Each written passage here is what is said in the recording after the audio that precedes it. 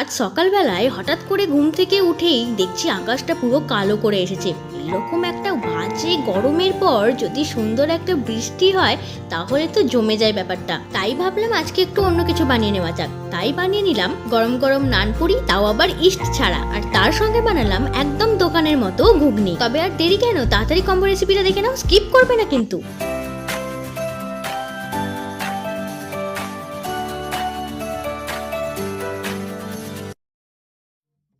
প্রথমেই আমি নানপুরির ময়দাটাকে মেখে নেব। এই ময়দাটাকে মাখার জন্য আমি প্রথমে নিয়ে নিচ্ছি 6 কাপ মতো ময়দা। তবে তোমাদের সব থেকে কোনটা ভালো লাগে, নানপুরি নাকি লুচি, আমাকে কিন্তু অবশ্যই জানিও। এখানে ময়দাটা তো নেওয়া হয়ে গেছে। আর এই 6 কাপ ময়দার জন্য আমি এখানে 2 কাপ মতো দই ব্যবহার করেছি। দইটাকে আমি হালকা করে ফেটিয়ে নিয়েছি আর এই সমস্ত দইটাকেই ময়দার মধ্যে ঢেলে দিলাম। ব্যাস, প্রায় সমস্ত দইটাই ঢালা হয়ে গেছে। এবার এর মধ্যে আমি দিয়ে দিচ্ছি স্বাদ মতো নুন। নুন দেওয়ার পরে দিয়ে দেবো স্বাদ মতো চিনি, মিষ্টিটা একটু বেশিই দিলাম। এবার দিয়ে দেবো হাফ চামচ বেকিং সোডা। তবে ইস্টের বদলে আমি এখানে টক দই ব্যবহার করেছি। আর লাস্টে দিয়ে দেবো 1 টেবিল স্পুন মতো রিফাইন অয়েল। এবার এই সমস্তটাকে খুব ভালো করে মাখিয়ে নিতে হবে।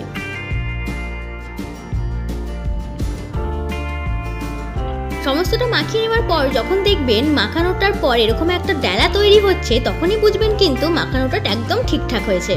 ব্যাস, ময়দাটা তো বেশ ভালো করে মাখিয়ে নেওয়া হয়ে গেছে এই পর্যন্ত।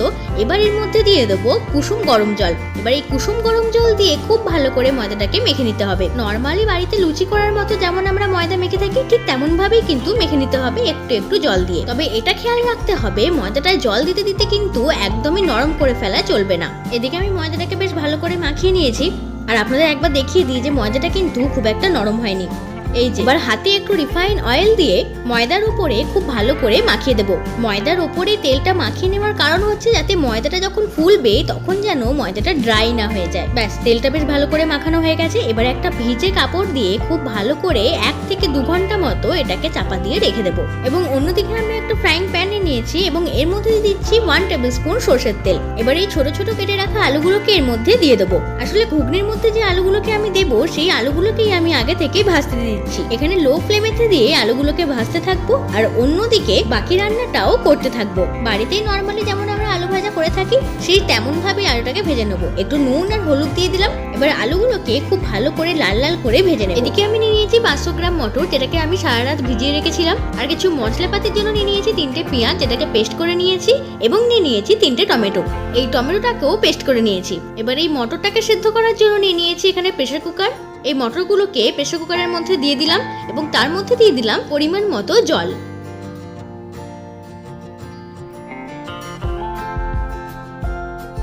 ব্যাস, জলটা দেওয়া হয়ে গেছে।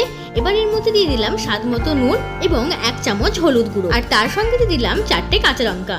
ব্যাস, এই সমস্ত কিছু দিয়েই প্রেসার কুকারটাকে খুব ভালো করে এঁটে দেবো এবং প্রায় 6 থেকে 7টা সিটি দিয়ে দেবো।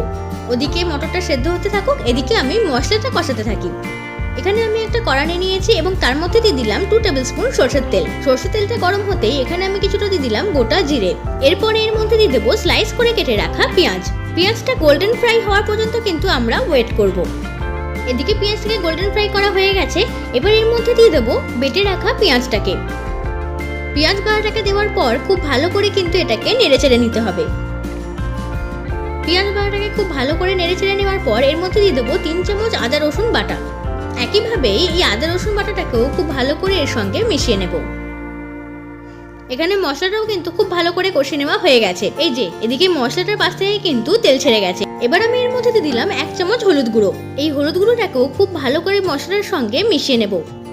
হলুদ গুঁড়োটা ভালো করে মিশিয়ে নেওয়ার পর দিয়ে দেবো জিরে গুঁড়ো এবং একইভাবে জিরে গুঁড়োটাও খুব ভালো করে কষিয়ে নেওয়ার পর দিয়ে দেবো ধনে গুঁড়ো। তবে হ্যাঁ, আপনারা চাইলে কিন্তু জিরে, ধনে গুঁড়ো, হলুদ একসঙ্গে দিয়ে কষাতে পারেন। আমি এইভাবে করেছি।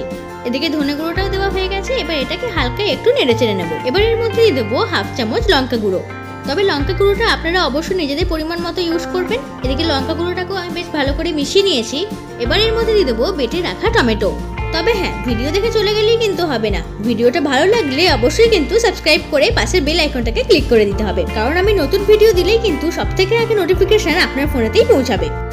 এই টমেটোটা যতক্ষণ পর্যন্ত ওটা ভালো করে কষানো হচ্ছে এবং তার পাশ থেকে তেল ছাড়ছে ততক্ষণ পর্যন্ত কিন্তু এটাকে কষাতে হবে। ওদিকে মটরটা সেদ্ধ করার সময়ও কিন্তু আমি নুন ব্যবহার করেছিলাম, তাই জিনিসটাকে ম্যানেজ করে নুনটাকে দিতে হবে। এবার এই নুনটাকে খুব ভালো করে মিশিয়ে নেবো এই মশলাটার সঙ্গে।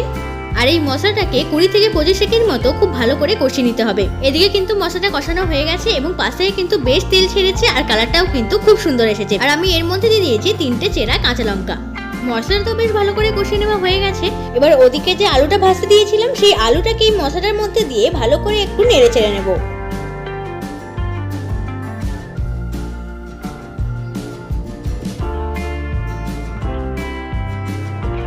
ব্যাস, মশলাটার সঙ্গে আলুটাকে বেশ ভালো করে কষিয়ে নেওয়া হয়ে গেছে। এবার এর মধ্যে দিয়ে দেবো সেদ্ধ করে রাখা ঘুগনিটাকে। মশলা এবং ঘুগনিটাকে খুব ভালো করে মিশিয়ে নেব।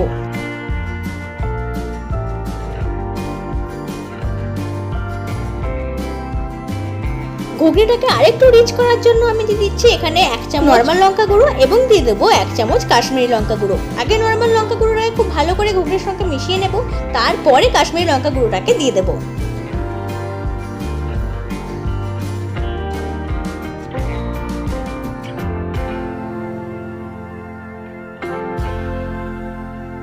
এই যে এখন দিয়ে দিলাম কাশ্মীরি লঙ্কা গুঁড়ো। একইভাবে কাশ্মীরি লঙ্কা গুঁড়োকেও খুব ভালো করে মিশিয়ে নেব। ঘুগনি কিন্তু অলমোস্ট রেডি হয়ে গেছে, শুধু এবার একটু উপর থেকে গরম মশলা ছড়িয়ে দেওয়ার অপেক্ষা। এদিকে 1 টিস্পুন মতো গরম মশলা গুঁড়ো আমি এখানে দিয়ে দিলাম এবং এটাকে খুব ভালো করে এবার মিশিয়ে নেব। এই গরম মশলাটা মেশালেই কিন্তু পুরোপুরি ঘুগনিটা রেডি হয়ে যাবে।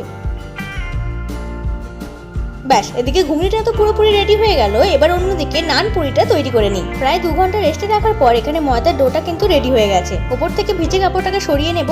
আর এটা কিন্তু আগের থেকে বেশ ফুলে উঠেছে, সেটা কিন্তু দেখেই বোঝা যাচ্ছে। ময়দাটা যেমন ফুলে উঠেছে আর তেমন কিন্তু সফটও হয়েছে। তাই আবারও একবার ময়দাটাকে বেশ ভালো করে মেখে নিলাম। এবার এই ময়দাটা থেকে এক একটা করে লেচি কেটে নেব। নানপুরি যেহেতু একটু বড় বড় হয়, তাই একটু বড় বড় করে লেচিগুলোকে কেটে নিলাম।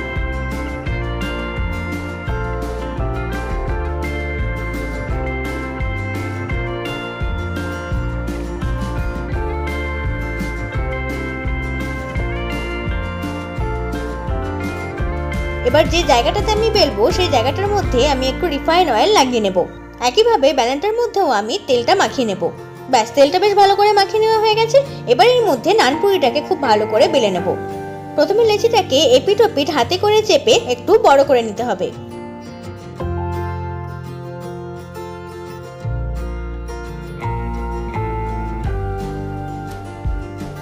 এবার নর্মালি যেমন আমরা লুচি বেলি ঠিক তেমন ভাবেই এটাকে বেলে নেব।